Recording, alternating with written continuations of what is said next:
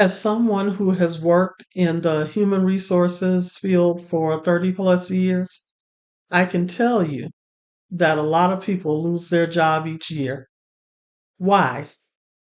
It's because they are late to work almost every day. That's right. They got fired because they failed to change something that is usually totally within their control. Workplace warriors, don't let that be you.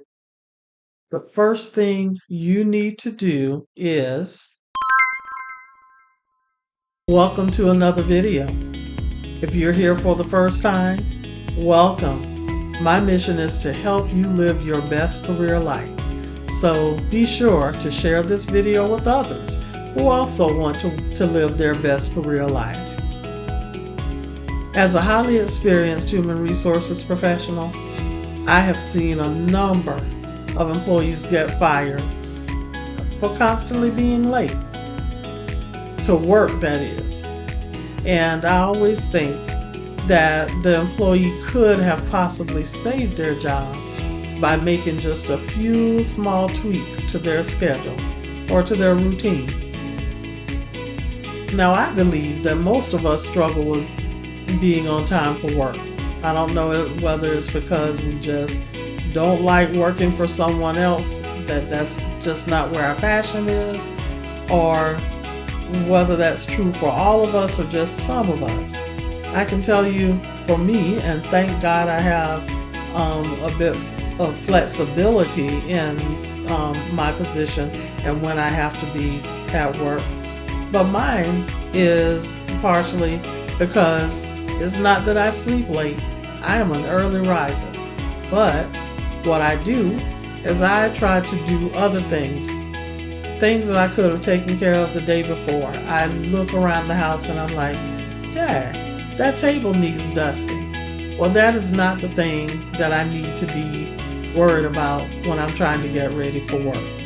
So, I am going to share with you a total of 6 things that you need to do to keep from getting fired from your job because you're constantly late to work. So, number 1 is to plan ahead. And when I say plan ahead, think about what outfits you're going to wear to work every day of your work week. Have those outfits hanging in the closet in order of the day of the week that you plan to wear it. You'll be surprised how much time just that small action item or action step will help you along the way. Then make sure you think about if you have children who you have to help get ready in the morning, have their clothes laid out or put in a place that they can, even if they're old enough, they can get their clothes themselves. And after they wash their face and brush their teeth in the morning, then they can get their clothes and they can help mommy or daddy out by helping to dress themselves. So you get the whole family involved.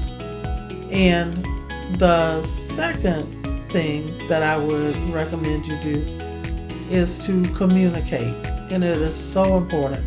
Communicate with your family, whether it be your children or whether it be your significant other. Make sure you communicate with them to let them know that it's very important for you to make it to work on time. You're trying to create a positive impression with your bosses, and that is the only thing that you're struggling with, or even if it's not the only thing, just tell them you need to be at work on time so that you won't be called to the carpet or get in trouble because you're constantly being late. It's going to stand in the way of your career advancement if you're not careful. Then the third thing I would tell you to do, and I actually had a different number 3 here, so I am going to change that. Third thing is to stay focused. Whatever it is that you're supposed to be doing to get ready in the mornings, whether it's doing your hair, whether it is taking a quick shower, even time yourself in the shower, that will help you out. But stay focused and don't jump around. Like I said, that I want to clean a dusty table in the mornings. And it's just to throw me off. It's just the devil's plan trying to throw me off of my routine, because being on time is a virtue, I believe. I truly believe. And it says a lot about our character when we can show up when we're supposed to show up, in addition to how we're supposed to show up. So stay focused, resist the urge for your mind to be caught off guard by or diverted by every little shiny new object. Then number 4 is meal prep. If you are a person who cooks often, and even if you don't, this can have a double positive impact on you.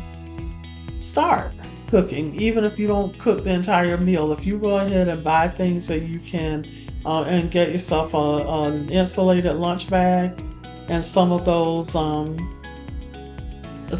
ice packs that you can put in your lunch bag to help keep your food cold, or if you have a refrigerator at work, then place your lunch items in your lunch bag, in your lunch container, and then in your lunch bag, and sit it in the refrigerator, and have your next day's meal already packed.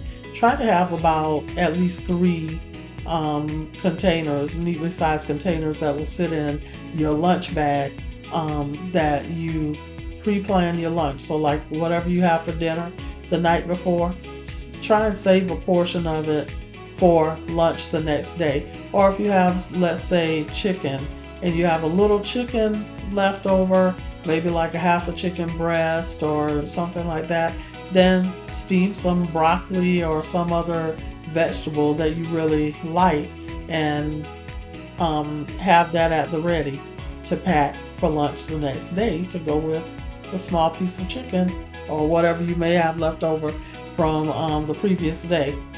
You will be so glad that you did, because it's not only going to take pressure off of you in the mornings, it's also going to have a domino effect and take pressure off of you in the evening, because I can't tell you how many times I worked a long day, knew I had to come home and cook, and I made a bad decision. I didn't cook.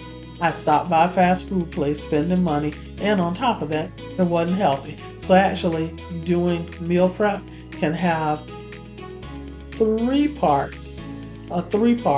positive impact on you. Saving money, eating healthier, and managing your time better.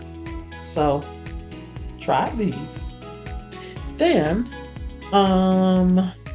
number 5 is to keep your morning routine simple. Remember, when you get up in the morning, you're all fresh, you're bright-eyed and bushy-tailed, you feel like you're ready to just take on the world. But if you try to do too many things in the morning before you leave for work, or whenever your work shift is, guess what? You have a greater chance of burning out. Why? Because energy that you're supposed to be saving to be a high performer at work during your assigned work shift or work hours or what have you, if you try to pack too many things into after you get up in the mornings, you're going to burn yourself out, and you're going to start getting tired even before you leave for work. Then, let's see, and let me add that's why the planning ahead and the meal prep and staying focused, all of those are going to help you with keeping your morning routine simple. So, number 6 is being consistent. Everyone, workplace warriors, We are creatures of habit. And what does that mean? That means that we adapt much more successfully when we have a scheduled process of doing things. Because when it's time to go to work our assigned shift or what have you, our body is going to know. If you get up at the same time and you do the same routine, follow the same routine, then after a while your body is going to naturally fall into place. So make sure that you remain consistent, because not only will your mind remember what you're supposed to be doing, your body will tell you as well, because your body will know, okay, normally at 6 o'clock he or she is getting up out of the bed. By 6:10, 6:15, they're normally already in the shower. And you will be surprised how your body will help to lead you in the right direction, as long as you can stay consistent. And research says that once you do something for 21 days straight, it becomes a habit. So hey, what do you have to lose? It's only going to make you better with managing your time efficiently. It's not something that you have to be totally worked up over. And that is it. I will share with you that I have created a checklist of the things that I do each morning before I embark on my workplace commute, or whether it be a couple of steps to my home office, or whether it be a drive into the office on my days that I work on site. Having a schedule and sticking to it, including, and I guess the seventh thing should be, and I apologize, I'm going back a little bit. Seventh thing should be is to go to bed in time to get at least 7 hours sleep. You will be surprised how well your body will react to that by going to bed around the same time, getting enough sleep, and then also taking a few minutes during your lunch break or something like that to make sure that you look over your checklist and that you're following your checklist. So I will share with you my checklist that I came up with. I'll put the link to it. It's a Google sheet, and so and it's editable, so you'll be able to download it and customize it for your needs, and hopefully have a successful transition from a constantly late comer to an organized person who is able to get your personal life in order to keep your professional life in order. So I hope you've gained value from today's video and the content that I'm sharing. I hope that my checklist, ready for work checklist, will be something that you find value in as well and serves useful to you and your family. And I would love it if you would like, subscribe, and share this video. And come back next time for another video on the workplace or on job search. So until next time, I hope that you have nothing but career success. And I look forward to seeing you again in the next video.